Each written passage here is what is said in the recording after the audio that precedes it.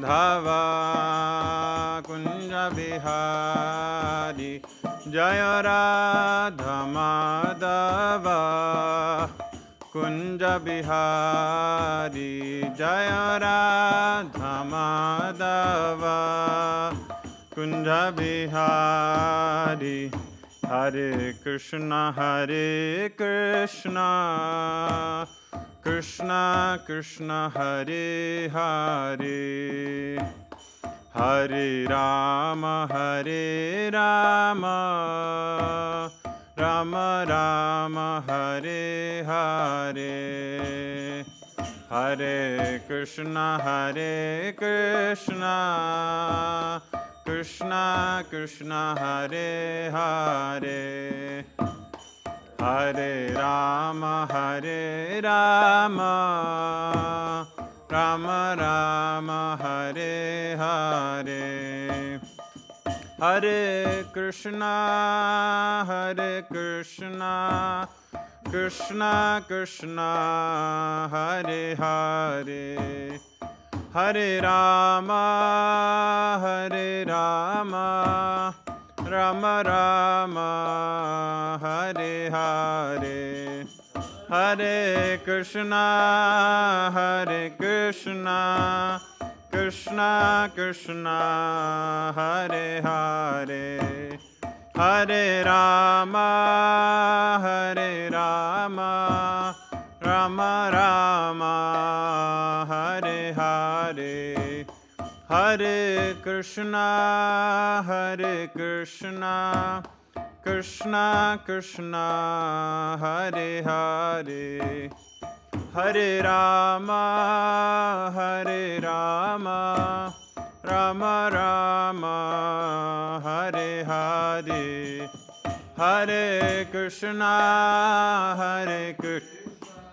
Krishna Krishna Hare Hare Hare Rama Rama Rama Hare Hare Hare Krishna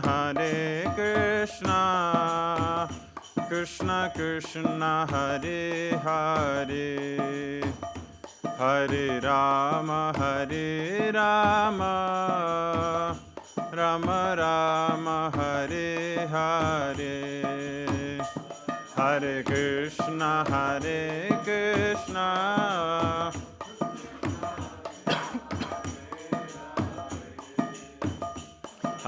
Rama Rama Rama Hare Hare Hare Krishna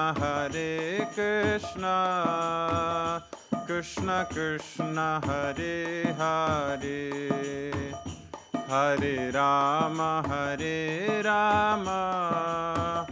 Rama Rama Hare Hare Hare Krishna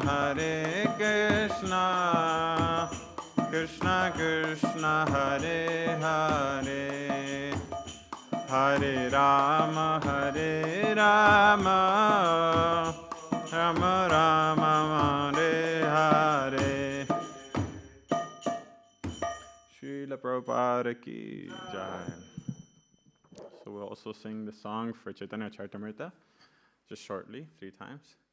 Jaya Jaya Shri Caitanya Jaya Nityananda Jaya Jaya Shri Caitanya Jaya Nityananda Jaya Dvaita Chandra Jaya Gaura Bhakta Vrinda Jaya Dvaita Chandra Jaya Gaura Bhakta Vrinda Jaya Jaya Shri Caitanya Jaya Nityananda Jaya Jaya Shri Caitanya Jaya Nityananda Jaya Dvaita Chandra Jaya Gaura Bhakta Vrinda Jaya Jaya Jaya Gaura Bhakta Vrinda Jaya Jaya Shri Caitanya Jaya Nityananda Jaya Jaya Shri Caitanya Jaya Nityananda Jaya Dvaita Chandra Jaya Gaura Bhakta Vrinda Jaya Dvaita Chandra Jaya Gaura Bhakta Vrinda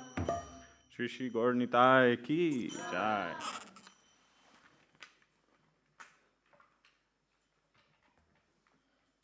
So today we'll be reading from Sri Caitanya Caritamrita, Madhya Lila, chapter 22, verse 8 and 9. But because we read Caitanya Caritamrita only once a week, I thought it good to kind of take an overview of where we are, who is talking, why they're speaking, what they're speaking about, and then we can better understand the verse that we're going to read today. Yes? So we're reading a conversation between Chaitanya Mahaprabhu and Srila Sanatana Goswami.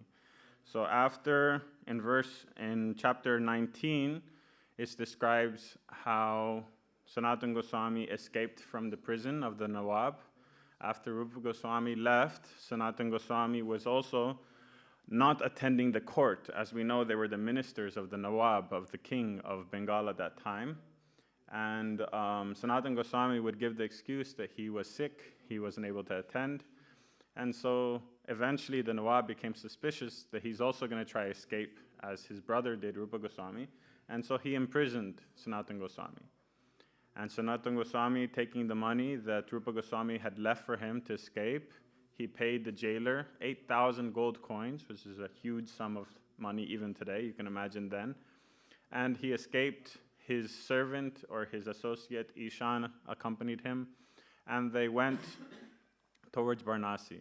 When they arrived in Varanasi, then they got the association of Mahaprabhu. Sanatana Goswami got the association of Mahaprabhu, and there he dressed as a Babaji. He put on, gave up his expensive clothes and blankets, put on the clothes of a Babaji, and then sat down with Mahaprabhu, and Mahaprabhu began to describe to him everything. Basically, the whole process of bhakti, the process of devotional service from the very beginning. Mahaprabhu begins first describing the Jiva Tattva, Vishnu Tattva, who is the Lord, who is the living entity, their relationship, describes the different glories of the Lord to attract Sanatana Goswami. Of course, Sanatana Goswami was already extremely knowledgeable, but hearing from the Lord was something extra special, and so he listened very attentively. Then Mahaprabhu began to describe in the 21st chapter, he describes Krishna Loka, he describes the Goloka planets, describes Vaikuntha, describes pastimes of the demigods with the Lord, how the jivas, even in those positions, interact with the Lord. And then in this chapter, Mahaprabhu is beginning to describe the difference of energies, and then he's going to go into the 9 processes of devotional service, examples of devotees who achieved perfection through the 9 processes of devotional service, the different relationships you can have with the Lord, and like that he's describing to Sanatana Goswami the process of devotional service. Yeah. So these chapters, this one where he's describing Sanatana Goswami, and previous chapter where he's having the conversation with Sri Ramananda Rai, are extremely important for us, because this is Mahaprabhu directly preaching to new devotees, right? Not new devotees like us, but, taking one from the level of understanding of jnana, right? Mahaprabhu also describes that, but understanding from the level of knowledge to the level of bhakti. Yeah, so this is very important chapters. So today we're reading verses 8 and 9.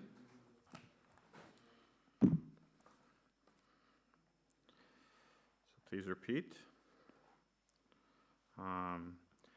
Swam savibhinam sarupe hanavishtara. Swam savibhinam sarupe hanavishtara. Ananta vaikunta brahmande karena vihara. Ananta vaikunta brahmande karena vihara. Swam savibhinam sarupe hana vishtara. Swam savibhinam sarupe hanya vishtara. Ananta vaikunta brahmande karena vihara. Ananda vaikunta brahmande karena vihara. Swam savibhinam sarupe hanya vishtara. Swam savibhinam sarupe hanya vishtara.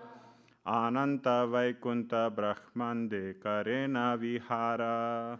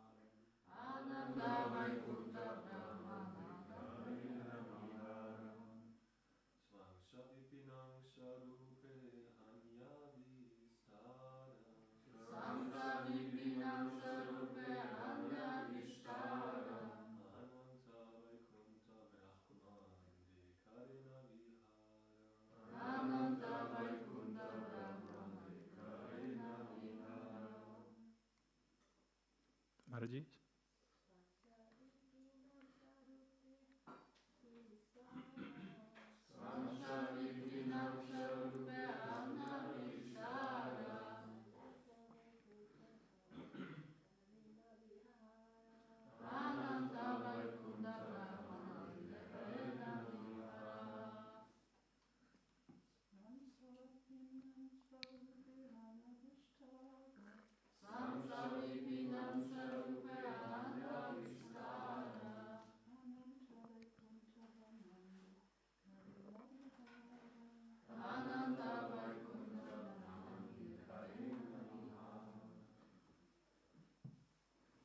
Okay, word for word.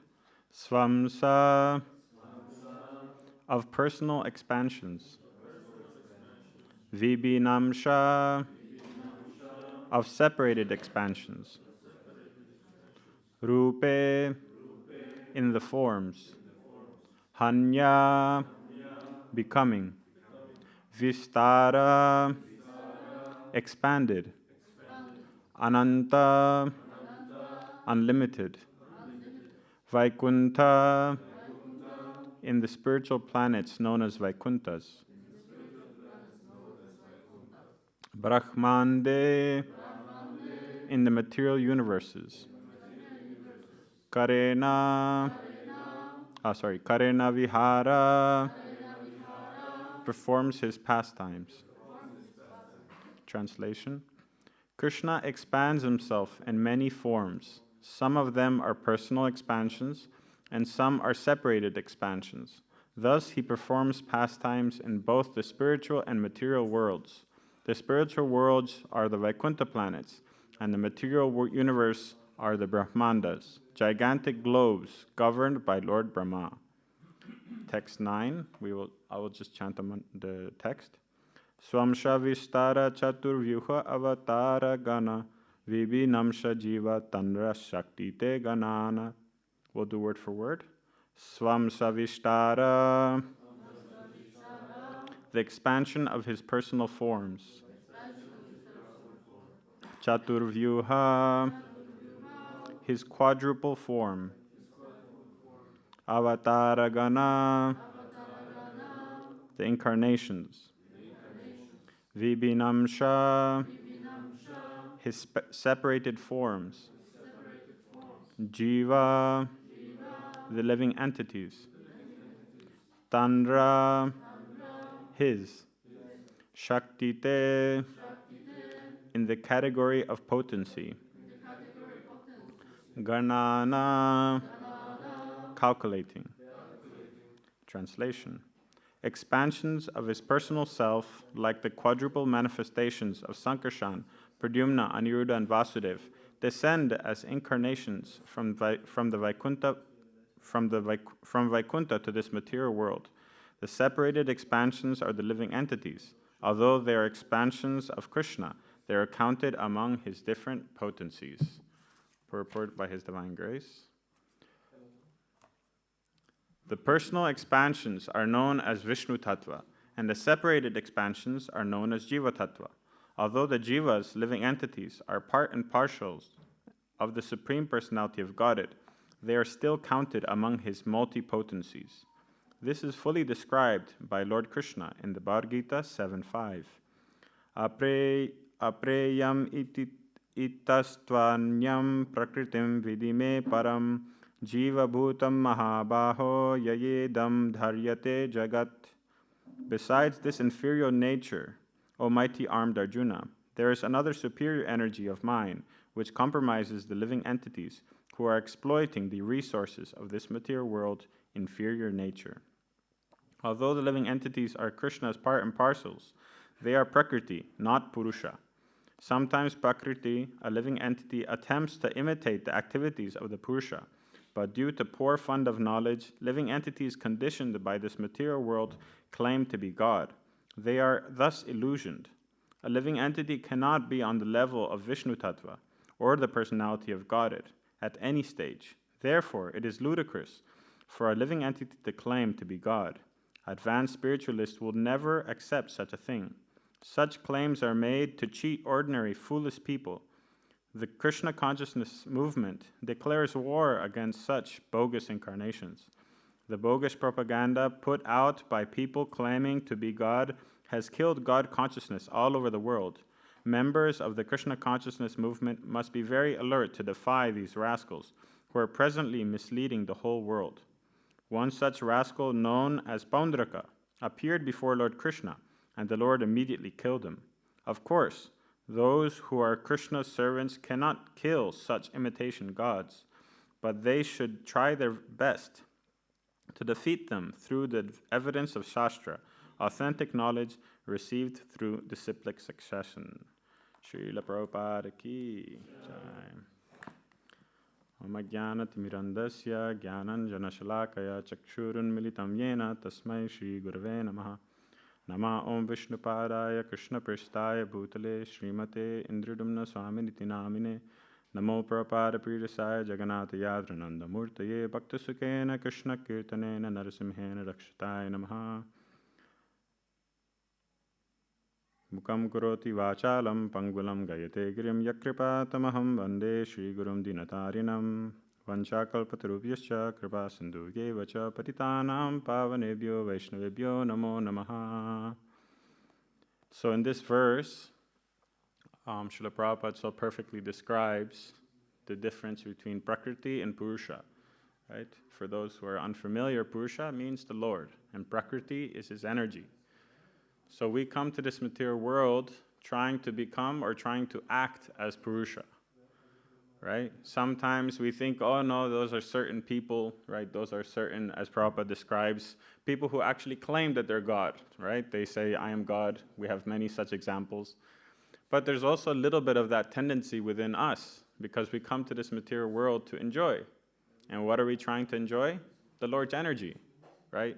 Prabhupada, in Bhagavad Gita, the Lord himself says they try to misuse, right? The Lord's energy. They're trying to enjoy what is not theirs, right? This example is given as Ravana, right? Ravana tried to take Lakshmi without Narayan, right? Tried to take Sita without Ram, and tries to enjoy Sita without Ram. And what did he get?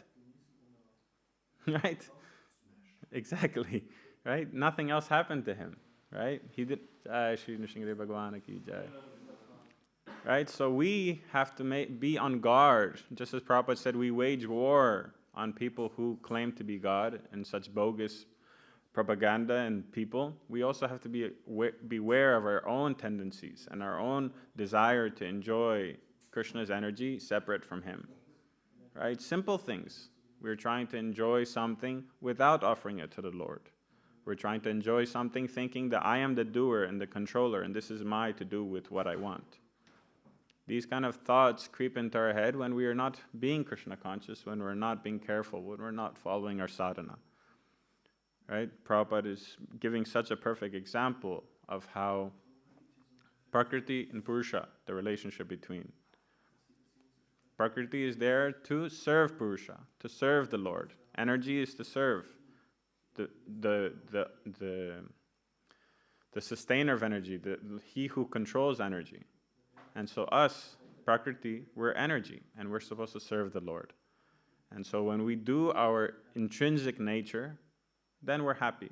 When we do what we're supposed to do, when we do what our nature is to do, then that is the only way to be happy. But we try to be happy in so many different ways, but it's not going to work. It'll be temporary. It's fleeting, right?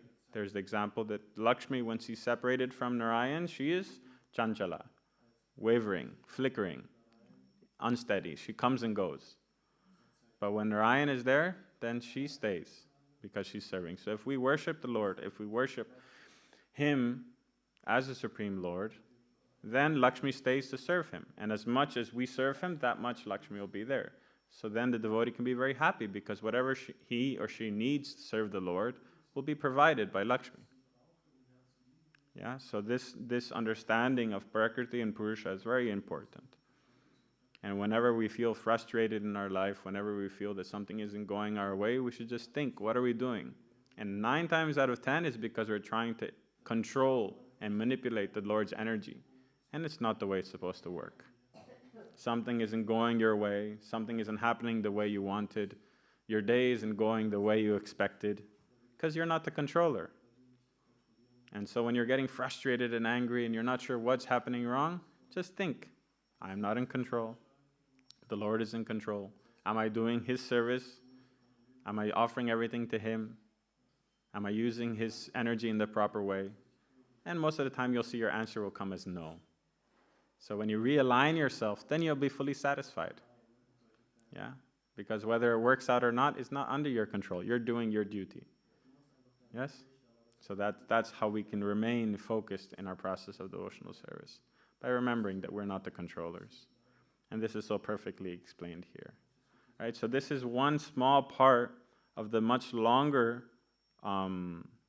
lecture, let's say, or talk between Chaitanya Mahaprabhu and Srila Sanatana Goswami, where Sanatana Goswami is hearing everything about Krishna consciousness. And from this, Mahaprabhu goes on to describe the different processes of devotional service, and he continues in that way. So this is a very beautiful part of Sri Chaitanya Caritamrita. Today, I was thinking, though, we could speak a little bit more about certain personalities, because from Vasanta Panchami, which is tomorrow, for those of you who don't know, Vasanta Panchami is the first day of spring. Yeah, for us in Germany, maybe not so much, but it is the first day of spring. And as all the other festivals, we don't celebrate it because it's about us. I was thinking about this yesterday, and I was thinking, it's Vasanta Panchami, but not really. You know, in India today, you notice it. I mean, everything's yellow. The mustard flower is blooming now. The fields are yellow everywhere. Spring is vibrant and jubilant. But that's about us. Why do we celebrate it here in Germany, or someone in Antarctica? Why would he celebrate any festivals? Because it's not about us. It's a facility, and it's an instance in which we can remember, what's the Lord doing now? What happened? What was the Lord doing at this time? Right? Why do we celebrate His appearance day? Is it about us? No, it's something that He did on that day. Why do we celebrate any festival? It's about Him. Yeah, so whether it's our spring or not, it's His spring. So we celebrate His spring. And for us, it's spring in that way. Yeah, so it's a beautiful way to think about it. So tomorrow is Vasanta Panchami, and it's also Saraswati Puja. It's the appearance day of Yadanandana Thakur, appearance day of Srila Raghunath Das Goswami. It's the disappearance day of Srila Vishwanath Chakravarti Thakur. Right? It's also one more appearance day is there. Saraswati Puja I mentioned. Anyway, there's Pundarik Vidyanidhi's appearance day. Yes, correct. So Pundarik Vidyanidhi we already heard on Thursday. Sri Manjari Mataji spoke very beautifully about him. So I was thinking that we'll move on to Srila Raghunath Das Goswami. Yeah? And in that way, we can prepare ourselves, because it's so beautiful that from Vasanta Panchami till Gaur Purnim is non-stop appearance days. And all people to do with Gaura Lila. So even if you don't read all the books and you just hear the pastimes of those different devotees coming up to Gaur Purnim, your mind is already prepared for Gaur Purnim, because you pretty much heard Caitanya Lila in a great summary. Right? So it's a very beautiful time, especially in Mayapur, where we hear pastimes and pastimes and pastimes. And by the time Gaur Purnim comes, you're ready. You know, you're all psyched up and all enthusiastic. And many devotees from here will be going to Mayapur. So it's a beautiful opportunity to read about these personalities. And then in their stories, you'll hear other stories. You'll hear other pastimes. And then you can read about those pastimes, which will bring up more devotees. And you read about those devotees, and you'll hear more pastimes. And like that, you can really get ready. I mean, already next week, we have on Tuesday, I think, Advaita Acharya's appearance day. Then the following Monday, we have Nityananda Trayodashi. So it's just coming and getting closer and closer to the big New Year festival, right? Gaur Purnim. So it's a beautiful time. From Vasanta Panchami to Gaur Purnim, take advantage. It's a month of Gaura Lila. And read as much as possible, hear as much as possible, and really get ready for when Gaur Purnim comes, you really know and you're really enthusiastic and inspired to actually take it seriously, not just another Monday or Tuesday. You actually understand the gravity, the importance of the day. Yeah? Okay, so we're here first about Srila Raghunath Das Goswami. So I'm sure many of you are familiar with the name and who he is. He is one of the 6 Goswamis, right? We have the 6 Goswamis of Vrindavan, as they're called, and so he's one of them.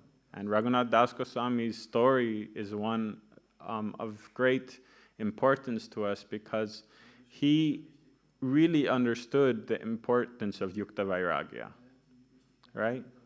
Even though later on in his life it seemed like he was exaggerating the principle of renunciation, but he was just doing and only using what he needed in his devotional service. And he really believed that. He really understood that. He didn't need anything more. And so therefore he used nothing more. And so therefore he's known for his renunciation. And this was explained to him by Sri Chaitanya Mahaprabhu. So we'll go in a summary over his life. Srila Raghunath Das Goswami was born to a zamindar. A zamindar is a landowner. And in Bengal in those days, even till today, zamindars, or those people who own a great amount of land, are equivalent to kings. The facility they had in those times, especially because they were close to the king, was that of a king. They could change laws, they could change taxes, they could seize property, they had guards and armies. They were extremely powerful. I remember a couple of years ago, well, 15, 20 years ago, we went to a zamindar's house. Not a house, it was a palace near Kolkata. And he was opening a temple for beautiful deities. He had deities from many, many generations. I think it was Sri Sri Radha Gopinath. And he was opening a new temple. He was renovating the temple, and he made such a festival. It was like we went for a king's festival. He fed the entire village. He did a huge abhishek. He arranged yagyas. He brought us to do everything. And he took us around his house. It was a mansion.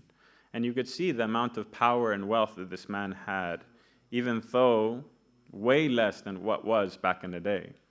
Raghunath Das Goswami's father was Srila Govardhan Majumdar. He was a very powerful person. His annual income was 800,000 rupees. And 800,000 rupees in that time, not today, in that time. It said that 1 rupee in that time could buy you 300 kilos of rice. 1 rupee in that time, right? Even during Bhaktisiddhanta Saraswati Thakur, you could go to the market with 10 anna. 100 anna is 1 paisa, and 100 paisa is 1 rupee. Yeah, so you can imagine, it's less than cents. It's like if you split a cent into 100, that's an anna, right? So with 10 annas, you could go to the market and you could buy more vegetables than a man can carry. This is during Bhaktisiddhanta Saraswati Thakur's time, right? So way back when, Govardhan Majumdar was receiving 800,000 rupees, which were gold coins, right? So he was extremely wealthy, just unbelievable. We can't even imagine the wealth and the facility that Raghunath Das Goswami had. But from a very young age, Raghunath Das Goswami already felt detached from all of this. He didn't want to be entangled in this material world, hearing from devotees and seeing the temporary nature of this material world. He was already becoming more and more detached and looking for something greater. And so the instance came that Mahaprabhu and Nityananda Prabhu came to Shantipur, which was nearby where Raghunath Das Goswami's village was. And so he went to Advaita Acharya's house in Shantipur and got the opportunity to meet Chaitanya Mahaprabhu. Yeah? And when he met Chaitanya Mahaprabhu, he was so transformed and so devoted to Mahaprabhu that he already wanted to give up everything and right there and then take sannyas. But Mahaprabhu told him not to. Mahaprabhu told him that now is not the time. You should go back to your house, perform your duties, and inwardly be detached. Basically, do your duty, but don't be attached to the result, the facility, and everything else. So Raghunath Das Goswami took the instruction of Mahaprabhu and went back to his place and continued his duty. He also got the opportunity to meet Haridas Thakur. This was after Haridas Thakur already delivered the prostitute. We know the story where the prostitute came to entice Haridas Thakur, right? But Haridas Thakur delivered her, made her a wonderful devotee of the Lord, engaged her in devotional service. And so after Haridas Thakur, he came to Bengal and he met with Raghunath Das Goswami. And so hearing the pastimes of Nityananda Prabhu, hearing the pastimes of Chaitanya Mahaprabhu from Haridas Thakur, he became so enlivened and so determined that he wanted to have their association. He wanted to preach the message of the Lord and to give up this material bondage that he had in the house of his father. But his father at that time, being so powerful and not wanting his son to give up the family business, right? To give up the wealth and facility, for them it was considered a great fall down. There's actually a funny story that my Guru Maharaj mentioned. He said that there used to be a joke among devotees that a father and mother are sitting on the couch watching TV, and their daughter comes and says, Dad, I got expelled from school. And Dad said, okay, you can tell me later, I'm watching TV. The next day the daughter comes, Dad, I began taking drugs and alcohol, and I really love it. And the dad said, it's okay, don't worry, I'm watching TV, you can tell me about it later. Next day, the daughter comes, Dad, I got pregnant, and I have no idea who the dad is. And the dad says, it's okay, don't worry, I'm watching TV. Next day, daughter comes, Dad, I became a devotee. And Dad, no, how you become a devotee of Krishna? How can this happen? I have to take you to the doctor, I have to take you to the psychologist, you've been brainwashed, right? This is kind of the same mentality that Raghunath Das Goswami's parents had. Anything but don't become a devotee, right? Anything else is okay, right? So his parents thought, we'll get him married, right? We'll get him married, then, in the arms of his wife and in the material affairs he'll have to take care of, he'll be fully entrapped, and so he won't run away. So they got him married to a beautiful young girl. And he had a beautiful house, obviously, and his allowance is described was, from his father, his allowance was 1 boat of gold. Basically, how much this certain boat could hold, that's how much gold he was given. I don't know how big the boat was, but it doesn't matter. I mean, a boat can hold 10 people at least, right? So it was a huge amount of money, right? But Raghunath Das Goswami had one focus and one purpose in his head. He had to escape. And so he would try. He would try run away in the night, and his father had guards to catch him, to bring him back home, right? They would find him in some field somewhere trying to run away in the night and catch him and bring him back home. So he wasn't allowed to go anywhere without his guards, his bodyguards. Well, bodyguard in really the sense of it, right? Because they're keeping his body in a certain place. So they were keeping him like that. And so one day, Raghunath Das Goswami, he heard that Nityananda Prabhu had arrived in Panihati, which was nearby his place. So he decided to go and see Nityananda Prabhu. But inside, he was having this battle, this anguish that he saw Chaitanya Mahaprabhu, he saw Haridas Thakur, but still he wasn't giving up this material. To his understanding, he wasn't giving it up, right? He was trying, but he wasn't able to. And so he felt that he's so fallen that the Lord is not letting him go to Chaitanya Mahaprabhu. And so therefore there must be a reason that he's so impure and so fallen that he's not able to go. So feeling in this very dejective and kind of fallen attitude, he thought, I shouldn't go close to Nityananda Prabhu. I don't deserve to go close to him. And so from very far away, he paid obeisances to Nityananda Prabhu and was offering prayers. And Nityananda Prabhu, being the super soul, knowing what's in everyone's heart, he immediately saw Raghunath Das Goswami. And he sent his disciples, go bring this thief here, he said. Go bring this thief. He's stealing my mercy from far away. Right? He's not coming in front of me and showing his face and actually doing the work. He's taking my mercy from far away. So go bring this thief here, he said. And so they brought Raghunath Das Goswami. And of course, Raghunath Das Goswami was an absolute bliss, being able to be close to Nityananda Prabhu. And Nityananda Prabhu said that you, for your crime of stealing my mercy, I give you the punishment that you have to feed all the devotees here. You have to make a big feast and feed them all. And so Raghunath Das Goswami arranged a huge feast that we know is Panihati, right? The feast of Panihati, the Chiradahi feast. And so he, with his immense wealth and power, he organized all the chipped rice, yogurt, kheer, bananas to be gathered from all the village. And the village of Panihati, even that time, was very big. What to speak of now, it's like a small city.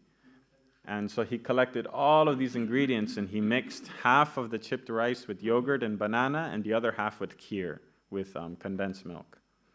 Yeah, and he made these 2 clay pots, and every devotee was getting 2 clay pots of this mixture. And the devotees were eating on the banks of the Ganga. And when more devotees came, they had no space to sit. They were sitting in the water and the pots were floating in the Ganga and eating. I don't know if you've done this, but it's a very nice way to eat. Sitting in the Ganga with your prasad floating in a clay pot. There's nothing better. I mean, we've had mango feasts also in the Ganga, where you just eat as many mangoes and you get fully soaked in mango juice and you just take a bath. And then you eat more and you get soaked again, you take another bath. It's a very wonderful way to eat. And so the devotees, they were eating in this fashion. They were sitting in the Ganga and the pots were floating in the Ganga and they were eating. And it's beautiful descriptions of this pastime. At one point, Nityananda Prabhu was walking through the aisles of devotees, and Mahaprabhu himself came in a spiritual form, not visible to everyone, but he came. And him and Nityananda Prabhu were going to devotee, taking a little bit of the prasadam from their pots and eating it, and having great ecstasy and dancing in this way. So this pastime was too much for Raghunath Das Goswami. This pastime was just, that's it, I can't do this anymore, I'm leaving home. And he was crying and during the night, waiting for an opportunity, for Krishna to show him that now is the time. So when finally, he wasn't sleeping in his house, but he would sleep outside. There was a Durga temple that his father had, and he would sleep in the courtyard of the Durga temple because he didn't want to sleep in his house with his wife and the guards and the wealth and the facility. He didn't feel that was appropriate. And so one night, the Brahmin came and said that the priest of the temple has ran away and doesn't want to do his seva anymore. So let's go get him. And Raghunath Das Goswami said, no, I will go. I will go look for him. I'm going to bring this priest back for his seva. But actually, Raghunath Das Goswami was in bliss because he thought, yeah, this is my opportunity, right? So he just ran out of the compounds. And it says that even in that times, I mean, you could imagine the big roads were still dirt roads, and the village roads were probably just, little hills between the rice fields. But he wouldn't even go there. He went straight for the forest. And even today in Bengal, you go 10 steps in a forest and you see a snake. Like, really, 15 steps, you see a snake. I mean, I can't tell you how many times, even in today's forests, I saw snakes, dangerous snakes. But Raghunath Das Goswami, he went only in the forest for days on end, making sure that he wasn't anywhere near a village, having full faith in the Lord. And he walked straight all the way to Puri. When he got to Puri, there, Mahaprabhu was there, his associates were there, and he began his devotional service in earnest and began his practice of renunciation. Mahaprabhu met with him and described to him the temporary nature of this material world, described to him how we should give up all our enjoyment in this material world and only accept what is necessary, right? And so Raghunath Das Goswami, in the beginning, for his sustenance, for his eating, he would only eat the rice that was left in the pot after they distributed to everyone else. In Jagannath Puri, all of Jagannath's Mahaprasadam rice gets thrown in a pot, and they distribute that to all the pilgrims that come. And so if there was anything left, he would take that. Then after some time, he saw that the poor beggars and children, they would come, and they would take the remnants after he took. And so he thought that I'm taking someone else's share. I'm taking what someone else could eat. And so what he started doing is he would go to the pile of garbage where they threw the leaf plates after eating. And he would find a few grains of rice, and he would eat that. And then he saw that the cows were coming, and the dogs and cows would lick the plates and eat those grains of rice. And so Raghunath Das Goswami thought that I am taking those animals' share of prasadam. I can't do that. And so what he started doing is he went to the place where they would wash their hands after prasadam. And the rice grains would fall into the drain and roll in the drain. So he would sieve the drain water and collect the rice from there. He would wash it with ocean water, and that's what he was eating. This is what Raghunath Das Goswami was eating. And he would eat that in such ecstasy and such bliss. So one day Mahaprabhu came to his house and he saw that Raghunath Das Goswami was eating this Mahaprasadam in such ecstasy. And Mahaprabhu said, "What is this treasure you've kept from me? What is this nectar that you're hiding and not sharing? You're being a kripana, you're being a miser, right? And so Raghunath Das Goswami was trying to hide these grains of rice so the Mahaprabhu couldn't take it, but Mahaprabhu reached, grabbed, and threw it in his mouth, and he went into full ecstasy. And at that time, he gave Raghunath Das Goswami the Govardhan Shila. Mahaprabhu used to worship this Govardhan Shila with great love, and he received it in Vrindavan. No, he received it in Puri from a devotee who came from Vrindavan. And Mahaprabhu, he gave this Shila to Raghunath Das Goswami, and Raghunath Das Goswami began to worship the Shila with great love for the rest of his life. Raghunath Das Goswami later went to Vrindavan and did amazing service there. He renovated so many different places in Vrindavan that we now have the facility to see. The Goswamis would discover a place, and Raghunath Das Goswami would go and help organize the renovation of that place and to establish it. And he performed his bhajan there until his final days. So Raghunath Das Goswami is one of our very, very important acharyas in our line, and he, through his example of his life, he taught us of how to be detached from this material world and to properly understand the rules and regulations of Yukta Vairagya. A lot of times devotees like to use this phrase, Yukta Vairagya, to use their own anarthas in Krishna's service. But we can't hide. We should take Raghunath Das Goswami's example and understand and be honest at least with ourselves that this is my anartha and this is devotional service. And if we're honest with ourselves in our path of devotional service through his example, we can begin to change. Otherwise we think nothing is wrong. It's like, for example, if you're cooking and it tastes horrible and you're eating and thinking it tastes nice, you're never going to change. You're going to think everything's perfect. But if you're honest with yourself and someone comes and says, Prabhu, this is not right, this isn't tasty, then you'll make effort to change. So you have to be honest with yourself. This is my level of devotional service. Not over here, here it is. And then start to change. Okay, so this thing I have is not needed in my devotional service. Do I really need it? And am I using it because it looks nice and I like the way I look for it? Or is it because I'm using it to keep warm for Krishna's service? And like that, we can analyze everything in our life. And then slowly become more and more Krishna conscious. Yes? And detached from this material world. So, Shri Srila Raghunath Das Goswami ki jai. So there's one more devotee, very elevated devotee we will speak about, and that is Srila Vishwanath Chakravarti Thakur. Yeah. Srila Vishwanath Chakravarti Thakur is known to be the crest jewel amongst Vaishnavas. This is his title, the crest jewel. Srila Vishwanath Chakravarti Thakur, sometimes in the stories we forget where he is in the timeline, right? But he was, his pastimes in Vrindavan were 150 years after the departure of Chaitanya Mahaprabhu, so a good while after. But Srila Vishwanath Chakravarti Thakur's works, his writings, his what he gave us is so important. And Srila Prabhupada used his commentaries on Srimad-Bhagavatam and Bhagavad Gita very, very much. There's a pastime that was actually told many times by Srila Prabhupada that when he was a grihasta about to become a sannyasi or a sannyasi about to come to the West, I don't remember exactly which one, but he was reading the commentaries of Vishwanath Chakravarti Thakur and Bhagavad Gita, and then when Vishwanath Chakravarti Thakur gives the commentary on verse, I can't remember the verse number, but it's Vyavasayatmika buddhir ekaha karunandana, right? That verse. Those who are on the path, on this path are resolute in purpose, and their aim is one, O beloved child of the Kurus. The intelligence of those who are irresolute are many-branched, right? And Vishwanath Chakravarti Thakur, he gives in his commentary to this verse, he talks about how one should take the instruction of his spiritual master as one's goal in life, as one's life and soul. And so Prabhupada, reading this commentary, he took renewed enthusiasm to follow the instruction of Srila Bhaktisiddhanta Saraswati Thakur to preach in English, to go to the West and spread Krishna's holy name and the preaching of Lord Chaitanya. So Srila Prabhupada used to always read these commentaries of Vishwanath Chakravarti Thakur. And so we'll go shortly into his life story and try to illuminate a little bit about who he was and what he gave us. Srila Vishwanath Chakravarti Thakur was born to a great scholar devotee. His name was Narayan Chakravarti. And Narayan Chakravarti had 3 sons, Rambhadra Chakravarti, Raghunath Chakravarti, and Vishwanath Chakravarti, right? Those 3 sons.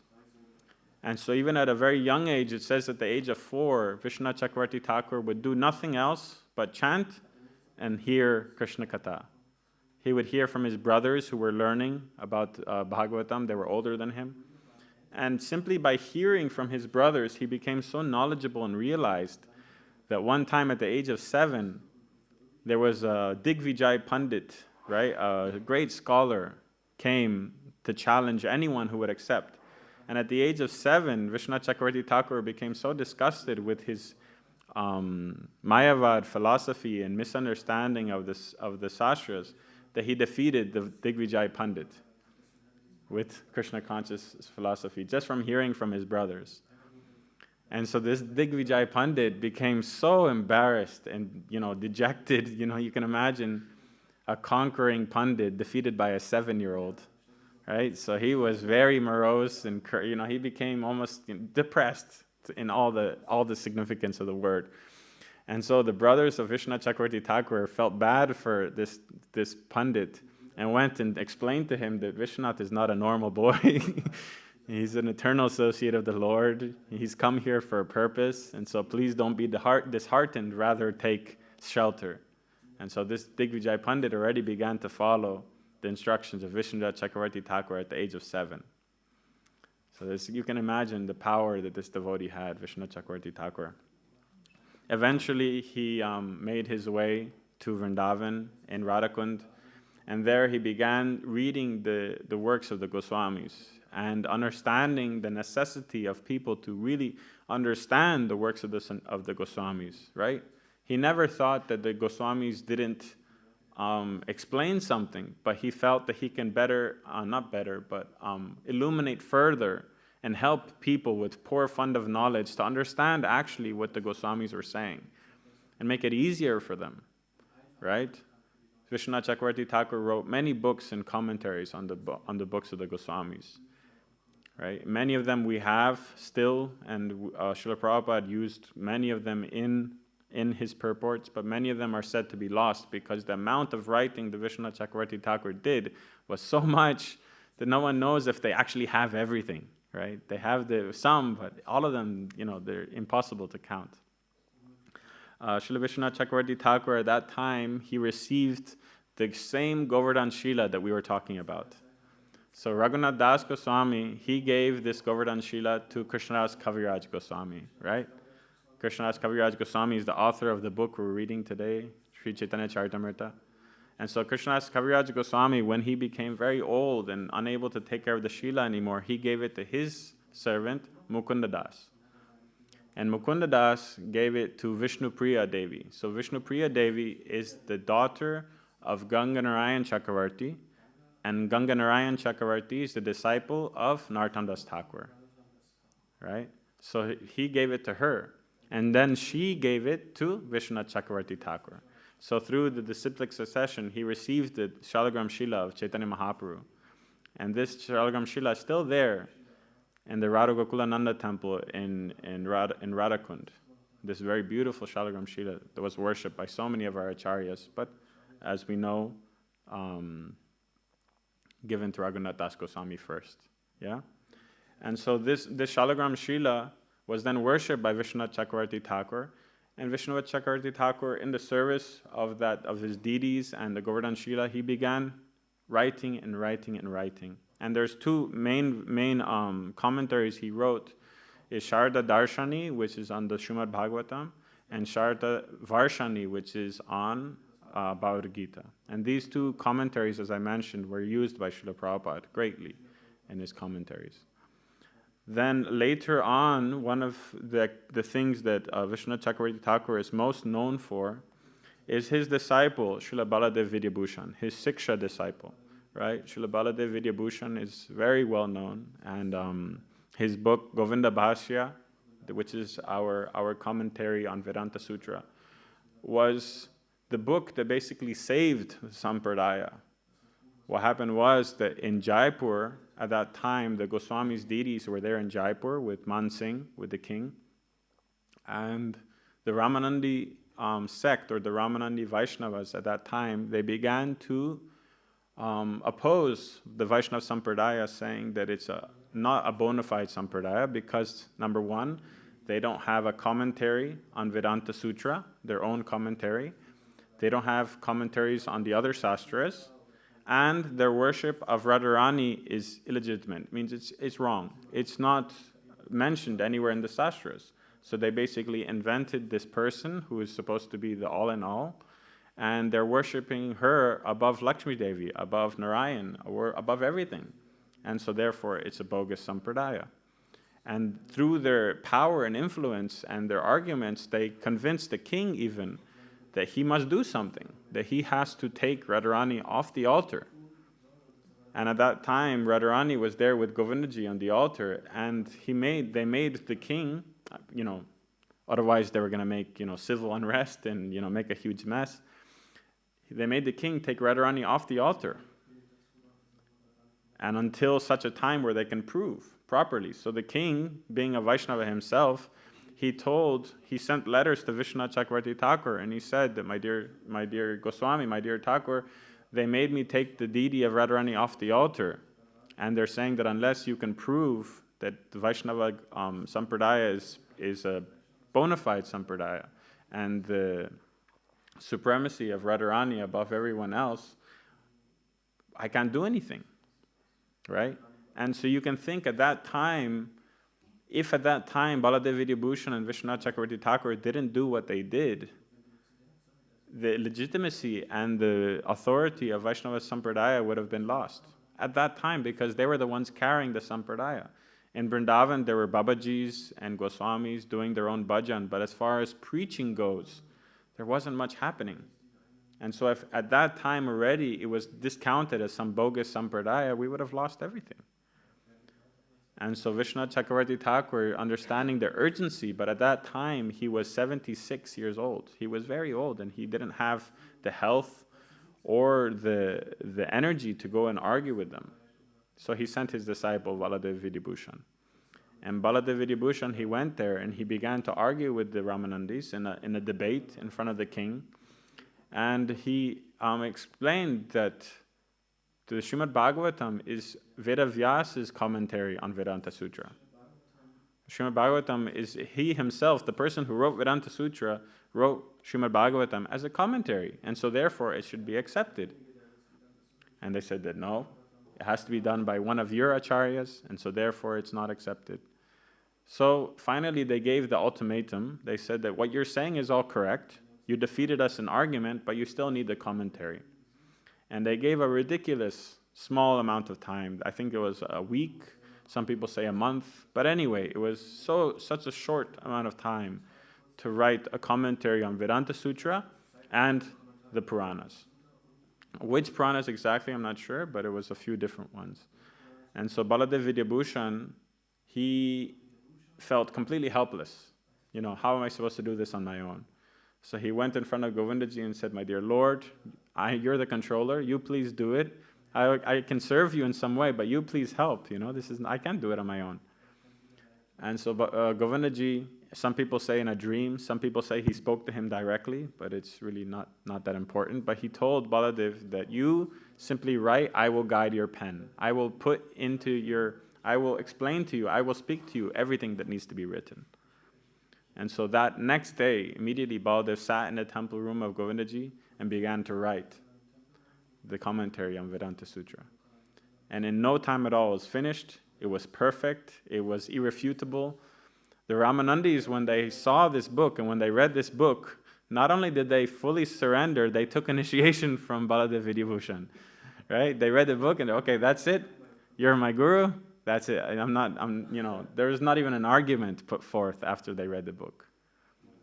So that's the quality of writing that Baladev did. And understanding that he was not the one who wrote it, and that Govindaji was the author, he named it Govinda Bhashya, which means the speech of Govinda, right? What Govinda wrote. And so that's why it's called Govinda Bhashya. And that was all through the mercy of Vishwanath Chakravarti Thakur, through the teaching of Vishwanath Chakravarti Thakur. And so after this wonderful pastime happened, of course, not only was the Gaudiya Sampradaya established as a bona fide, but it was even established as more or even greater than anything else that existed at that time. And the king, taking advantage of the situation of this event, he gave full rights of the puja to the Gaudiya Vaishnavas. Before, it was shared. Some activities the Ramanandis would do and some activities the Gaudiya Sampradaya would do. But because now they brought up this issue and they were defeated, greatly defeated, the king gave full rights to the Gaudiya Sampradaya. And so that's why till today you go there to Govindaji temple and they're all full of the Gaudiya devotees. They talk about Chaitanya Mahaprabhu all the time. They have all the Goswamis' writings. Inside the temple on the pillars, there's Gaur Nitai everywhere. They have a beautiful picture of Chaitanya Mahaprabhu on the back side of Govindaji. And when everyone goes around Govindaji, they pay obeisances to this picture of Mahaprabhu. And you can see that the rock where underneath the picture, from so many times touched, is like indented and smooth as silver. It's really far out. And so this is the great glory of Vishwanath Chakravarti Thakur. Towards the end of his life, I mean, this was already towards the end, but towards the very end, he completely dedicated himself to writing songs and worshipping Radha Krishna. And one of his songs we sing every day, right? Guru Vastakam, we sing every morning, worshipping the Lord, worshipping the Guru. This was written by Vishwanath Chakravarti Thakur. Sometimes we don't realize, but yeah, it was him who wrote this song. And so every morning when we sing the song, we can think about him, thank him, appreciate his service, and understand what great gift we have through these Vaishnavas and what hard work they've done to give us what we know and what we take for granted, right? So on this tomorrow and coming forth, we can read about all these great acharyas and devotees who have performed such amazing activities in the service of Mahaprabhu. We can take their example, be enlivened through them, and also think about what we can do to serve the movement, to not only just be takers, but be givers as well. How can we contribute to this society and serve Srila Prabhupada in his mission? Yeah. So Srila Vishwanath Chakravarti Thakur ki jai. And his Samadhi Mandir is in Radha Damodar temple, next to Narottam Das Thakur and Ganga Narayan Chakravarti, then is Vishwanath Chakravarti Thakur. Because Vishwanath Chakravarti Thakur's spiritual master was Radhanath Radharaman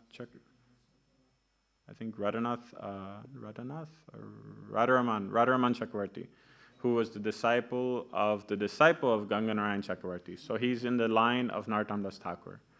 So therefore they put him in Samadhi there, near his great Guru Maharaj, great Guru Maharaj. Yeah.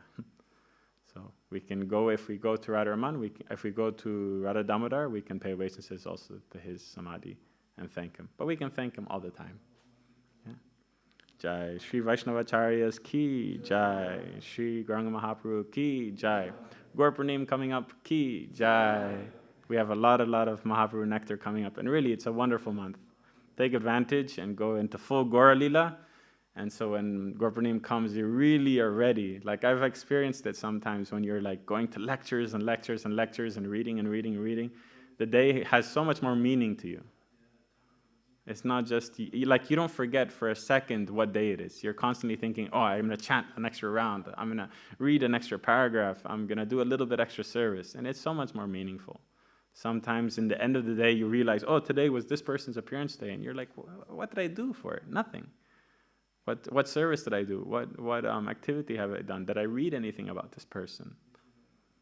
But it shouldn't be like that. We should take advantage every day that is someone's appearance day, someone's disappearance day, some activity that happened. Take advantage to be more Krishna conscious. Yeah? And we have a lot of days in the year. We have a lot of days to take advantage. Jai. Any questions or comments, hopefully? Yes, Ramananda Prabhu. Krishna Prabhu, Paramahamsa, Gaur Prabhu, T.J.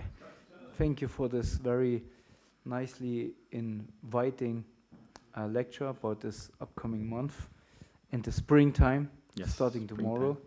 Let's see. I just was thinking of Raghunath Das Goswami. He is known to us to be such a renunciant. And of course, he is a great example. And when we come to Krishna consciousness, we also like to follow this example. The difficulties, when I look in my life, is only that I have to force myself to be renounced, because there's the anarthas kick in, but I have to force myself. But those great souls, they couldn't help it than to be renounced, because it was so, they didn't have so much taste for material life, they had taste for spiritual life. And but in my case, as soon I do a little bit of renunciation, I have to kind of plug it out like a pimple from my face. And then when I did something, I become very proud. So how I can go really have the best meditation about renunciation, and how I can imply it in my life in a healthy way, and be careful of the trap of pride. Yes. Okay, so this is a beautiful question. Thank you, Prabhu. The easiest way to do this is by understanding that this Krishna consciousness movement is so merciful that it lets us engage our anarthas in devotional service, right? And the only renunciation that we should try, well, force is the wrong word, but like push ourselves to do initially, is follow our sadhana, right? Give up sleeping extra, come to Mangalarti. Instead of doing something else, chant your rounds, follow the four gradative principles. Those things are a must. And if you follow those, it's very difficult. Well, it's not very difficult, it's very easy, but it's easier for you to stay humble because it's the bare minimum, right? It's the bare minimum. Then above and beyond this, all the other things that we begin to renounce, it should be I'm not saying naturally and just eventually. What I'm saying is that it should be with understanding. If we have the desire to, for wealth and desire for facility, that opportunity will come when one becomes grihasta. But to what level it is, it should be honest from your side that this is my desire.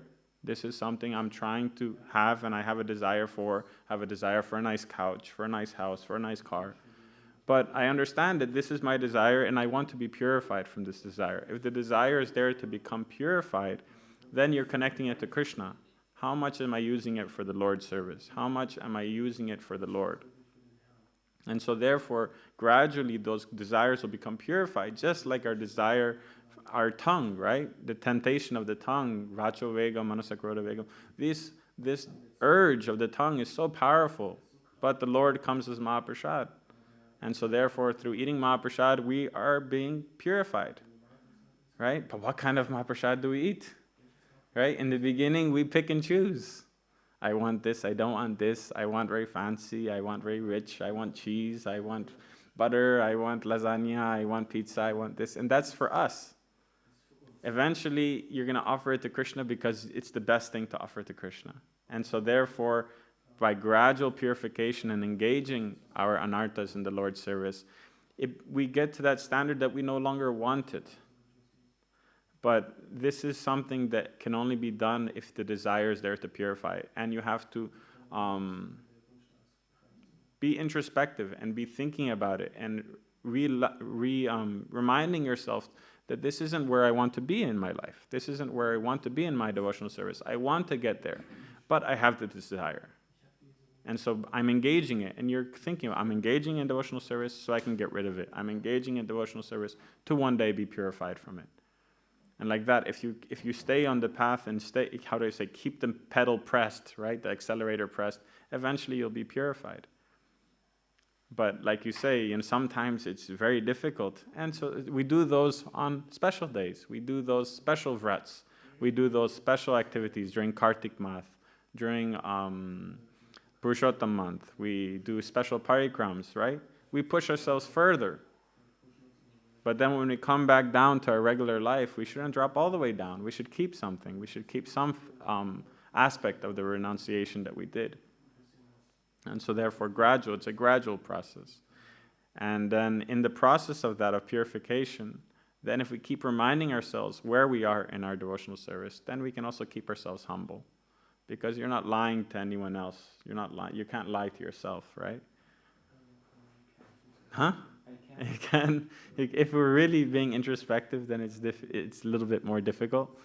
But yeah, also I was listening to a class by, was it Tamal Krishna Maharaj, I think? I can't remember.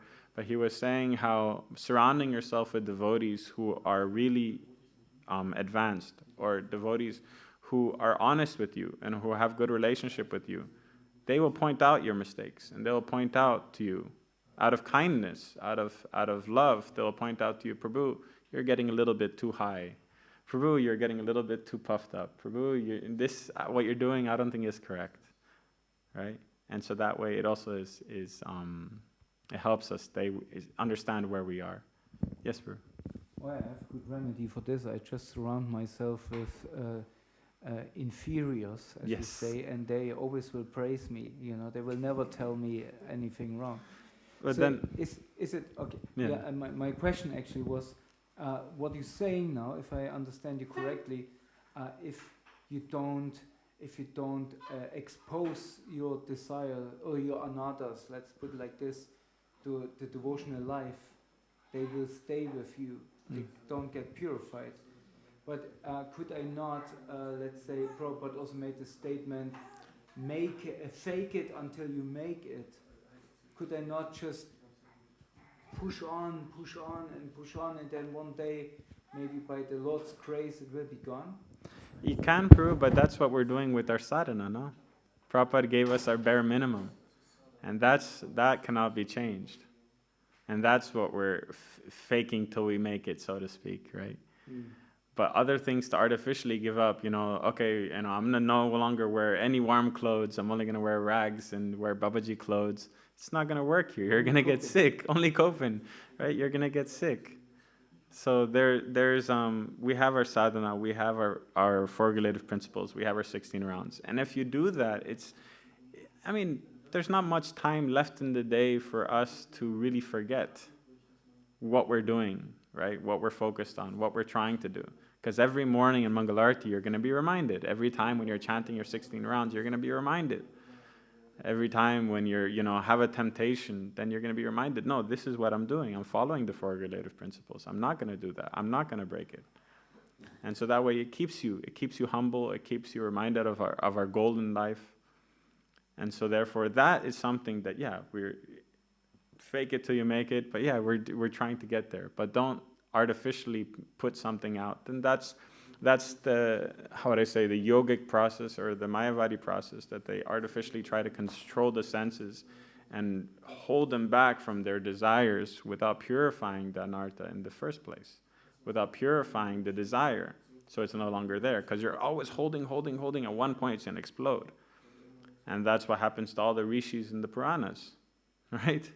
Every time they have to restart all the way with their austerities because some apsara came, because some, wind blew by in the wrong way and they cursed someone who walked by, right? Because they're so angry. You can imagine. I don't know, when you're sick, someone breathes too loud next to you, you want to rip his head off. It's, just like, that nerves, that's what happens when you artificially restrain yourself. And so Krishna gives us this beautiful process that we can engage our senses. And so thereby it's natural, it happens naturally, it's so simple. But you can't take it for granted. You have to always remind yourself, always put yourself in a position of humility to understand, this is where I am, and that's where I want to get. And to get there, I have to be doing something. What am I doing? Every day, something to do better. If you're reading Prabhupada books, then you always stay very focused. Yes, Prabhu? Thank you. Subha, Prabhu?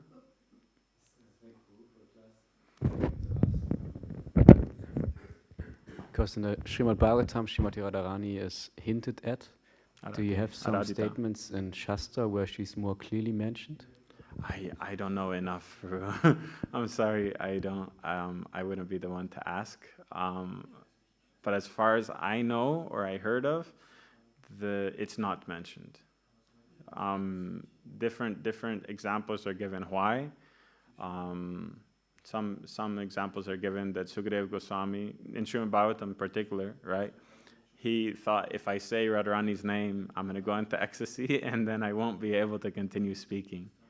And so he refrained from saying her name throughout even the 10th canto. And that's why he just said it, Aradita. He didn't say the full word. It's just inside the word.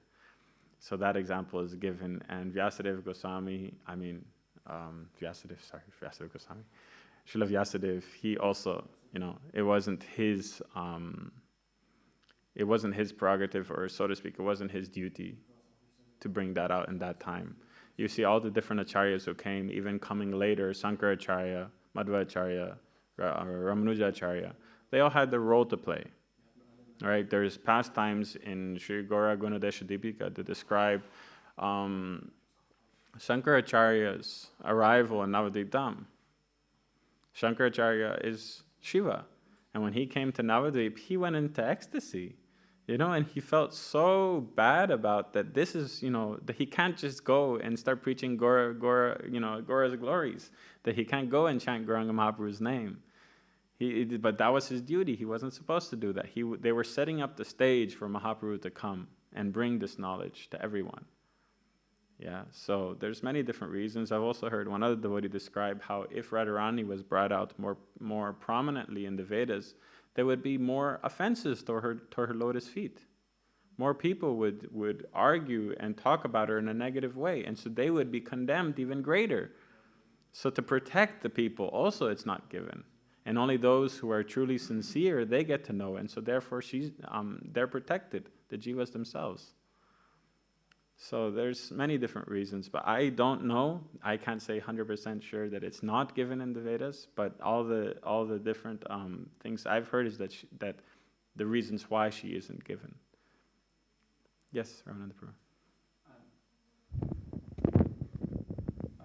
I would say it's such a secret, even in the Vedas. I mean, even in Vrindavan, they don't know what is Radharani's position. Because that's kept secret. Krishna keeps it secret because that's so intimate.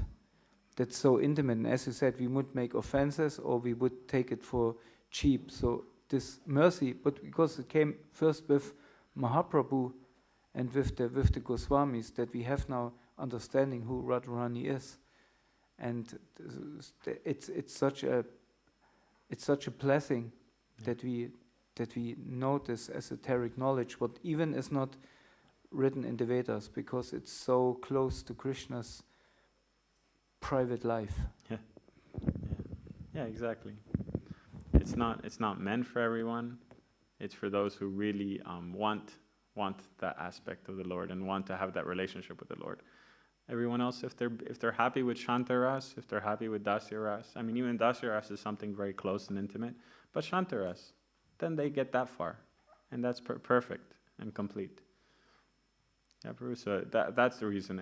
And in one way, it's you can think about it, it would be so much easier if it was everywhere, then, everyone would be a devotee, but no, the same thing would happen. How many people now know about Srimati Radharani and misuse the knowledge? How many people talk about the 10th canto in very wrong ways? Right? Many times Prabhupada was approached by movie producers and novel writers to give his blessing and to take the Krishna book and to make it into a movie. And Prabhupada said, no, first you make 9 movies, first canto, second canto, third canto, fourth canto, fifth canto, and then you can make the 10th canto. Prabhupada said no. And they just wanted to use Prabhupada's name and to propagate ISKCON and to, but Prabhupada said no, because he said that would be misused. So even Prabhupada, now that the knowledge is there, I mean, it's one click away, still he didn't want to give the facility for someone to just jump immediately to Radharani's pastimes. That they first should go through the rest of Bhagavatam so they can be prepared and ready. Yeah? Okay, we're a little bit over time, but thank you so much for us. Krishna Prabhu says that Srimati Radharani There. Jai. Padma Purana, one of the oldest ones. What connection is there? I mean, what story is there? In Padma Purana? Yeah. I don't know. I'd have to check. But yeah, it's one of the oldest ones, Padma Purana. Jai. Okay. Granth Srimad-Bhagavatam ki, Sri Caitanya Caritamrita ki, Srila Vishwanath Chakravarti Thakur ki, Srila Raghunath Das Goswami ki, Sri Gauranga Mahaprabhu ki, Jai Nitai Gaur Premanandi.